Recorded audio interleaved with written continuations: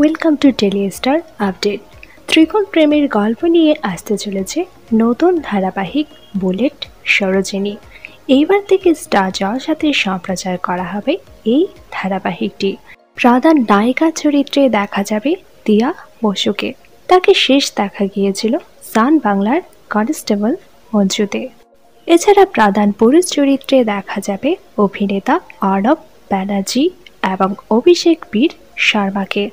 অর্ণবকে শেষ দেখা গিয়েছিল স্টার জলসার হরগৌরী বাইস হোটেল ধারাবাহিকে, আর অভিষেককে শেষ দেখা গিয়েছিল কালার্স বাংলার সোহাগজাত ধারাবাহিকে। ছোটবেলায় নিজের চোখের সামনেই মরতে দেখেছে মা বাবাকে, হারিয়ে গেছে তার ছোট্ট ভাই বোন। এখনও প্রতিশোধ স্পৃহা রয়েছে সরোজিনীর মধ্যে।